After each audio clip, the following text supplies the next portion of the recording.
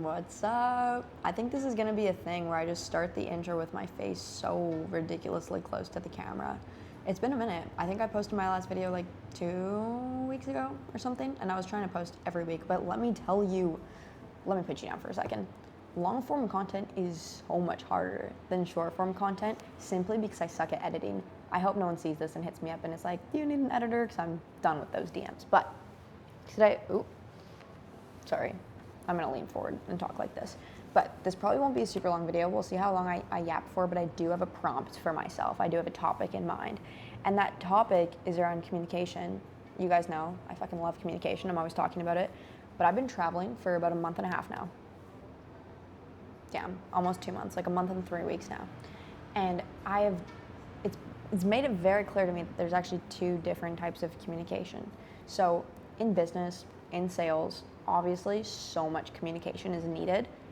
Usually there is an end objective to every single conversation you step into, and your competence levels and how confident you are going into it is reliant on preparation and repetition. What I mean by that, preparation can be, you know, your objection handles, you know, the framework that you're going to follow. You've studied, you know the prospect's details, you know what they're looking for. Maybe they filled out a form, so you have prior information, right? That's the preparation part. And then you've probably done this exact same conversation before through repetition in sales. So your confidence is reliant on things that have happened before, things that you are in control of. And this form of communication is really hard for some people. It is. It's really difficult. If we look at a different form of communication, which I've been exposed to heavily in the past week, because I moved into a hostel and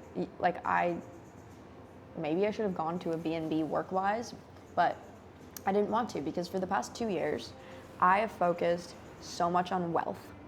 No, for the past 3-4 years, my focus has been wealth, like money. How can I make money? And in doing that, the other two pillars of life, because we have health, wealth, and relationships. My health, shit. My relationships, semi-shit. I haven't had, where am I going with this, with the relationships? How can I explain, Kate? I can tell you my health was shit, because I just wasn't eating good, not going to the gym. Mainly the eating, I was really not eating good. With relationships, I was all right with my family and stuff, but in terms of connecting with people who are similar age as me, almost never. I have maybe one high school friend that I don't talk to too often, love her, don't talk to her too often, and all my friends came from work. I did door-to-door sales, okay, I made friends with people there, but it was never just a friend without an objective. And then this year, I discovered music festivals. If you know me a little bit more than surface level, you'll know I fucking love music festivals. It's such a great place to meet people. And I went to my first one this last year, and that's where I started expanding my curiosity on communication, because every single time I talked about communication, I was referring to business and sales. However, I'm at a hostel right now, and people are so social. It's amazing. It's so fun. Communication with no end objective. Connection with no end objective. It's such a different world. Why? Because it stems from where your confidence lays in it. You cannot go into this kind of communication feeling confident because you know the script, because you know the objection handles, because you know how to guide the conversation, because you've done it before. Lie, rewind. The repetition part is still relevant. Let me get back on track. There isn't certain material that you can prepare for. You don't know their background. You can't study fucking Sarah's past life before you meet her, right? I was so scared. Okay, I'll tell you guys. I was fucking terrified going into this hostel, because I had this realization on the plane ride over here, because I've always been I'm good at communication. I'm good at it. But really, I'm only really good at one type of communication: teaching, selling, guiding, leading, that kind of communication.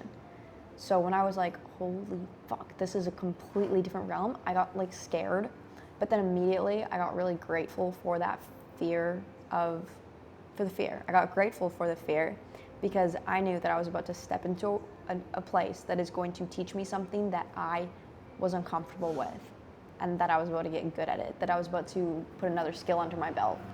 It's been a week exactly that I've been at this hostel, and holy shit, has it ever. I have friends from all over the world. I've learned things that I've never even, like random thing, you guys might think I'm stupid for this, but just straight off the top of my head, there's a girl named Bianca from India, and she had a black dot on her head, and I was like, why? Like, isn't it usually red?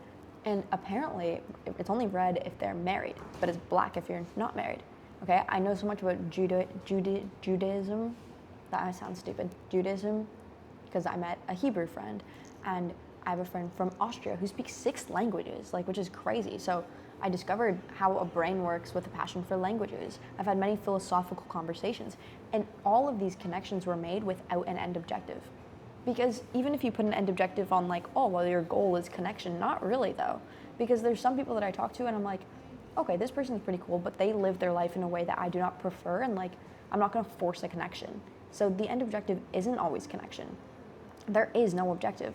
It's just to, okay, I'll talk to this person, see if we should connect. If not, that's totally fine. I'm still gonna be a pleasant human being towards them, right? So I feel like I'm like, I look dumb right now because I'm like slouched and looking at you guys. But if I sit like this, that's too formal. Whatever, I'm comfy like this. But yeah, it's been super duper cool, and I wanted to make a video on it because I think people associate their communication levels with either one or the other. So if you ask someone who talks to people all the time in their day-to-day life how their communication is, they would be like, oh, it's so good, my communication's great. But then if you put them in a conversation where there is an end objective and they have to use their communication in a certain way to yield a certain result, they would feel extremely uncomfortable. Fair enough, because it's literally the opposite as the type of communication that they have practiced. However, it can be useful. I've had situations that I've been put into with traveling where I need to take control of the conversation immediately and yield the result that I want, or else I'm in a maybe not so great situation. And I can do it because I practiced it. So they may not see the value of it. Some people may not want it, which is fine. It's a choice, but it's cool to be aware of, right? So you can audit your own communication right now and be like, okay, how comfortable am I? If you're watching me, I'm gonna assume that you're probably, honestly, more comfortable with the sales side of things because my content's just more sales stuff. So if you're watching, you're probably like, you're right, I'm pretty confident on a sales call, but if you put me in a room with like 10 people my age that I don't know if I relate to any of them, I might feel a bit uncomfortable. And this is like salesman awkward syndrome that I made a term for it. It's salesman awkward syndrome because you think you're good at communication, but you're not. And I've met salesmen out here and I see it in them. And I'm not judging because I've literally been through it as well. I've been that awkward salesperson that doesn't know how to connect, but I'm really good at it now, guys. I love it. I love it so much. I love talking to people. It literally just took me a day to gain the confidence from it. And you know, if you're really good at one of them, it can translate into the other. There's just certain different mindsets that you have to adapt and you have to change your intention a little bit. So much fun though. But there's people I've met out here where I'm like, yeah, I can tell you're really good at the other communication, but not this one yet. And maybe it shows because they're talking a bit too much about themselves, or they're asking too many questions because they're scared to talk about themselves. It just feels unbalanced. It feels performative. That's how I used to feel connecting to people. It felt very performative because if we're being real, you could describe sales as performative. I wouldn't. Like, I show up to every call as my most authentic self possible. However, knowing that there is a framework, there's a certain way that you're supposed to respond to people. If you're having a bad day, if you're sad, you can't show up like that, right? If I'm feeling really sad before a call, I'm not gonna start the vibes with like, hey, I'm really sad. I'm gonna be like, hey, Mark, what's up? And I'm gonna put a smile on my face. So you could describe aspects of it as performative, but if you bring an ounce of that energy into real life connection, real life communication, that's very bad. That's very, like, I'm not going to, so if someone's like, how's your day? And I had a bad day. If I'm just like, it was so good, how was yours? Performative, immediately. To be honest, my day wasn't that good. Yeah, how was your day though? That's so much more real, just being genuine. So I hope that I haven't blurred the lines and made it sound like sales is immoral because you're being fake. It's more so you're just adapting to the energy that's required in that situation, because again, you're not gonna show up on a call and just ruin the mood completely. Sometimes you just gotta lock in. But for real connection, it's different, and it's beautiful, and I'm really enjoying it. And learning both of them will benefit both as well, and benefit both sides, and make you more observant and more aware and more capable of connecting with so many people. So that was my rant that I'm gonna post, and I'm happy that it was so fresh on my mind because I could just talk. I don't think I'm gonna add a single cut to this video. It's 10 minutes long. If you can relate to this in any way, if one singular person can take something from this, that'll be worth it for me. But I'm currently in Chiang Mai, Thailand, and I want to live here. This is home. Like, I literally view this as home, and it's just so much fun, and I'm so grateful, so overwhelmed with gratitude. And if you're watching this, I'm grateful for you. I'm grateful for you. Let me show you where I am right now, and then I'll end this video and stop yapping. I'm at a cafe, oh, well, that doesn't look good at all, but I had a oat milk, iced latte oat milk. I'm working. That's where the camera was on, this little setup.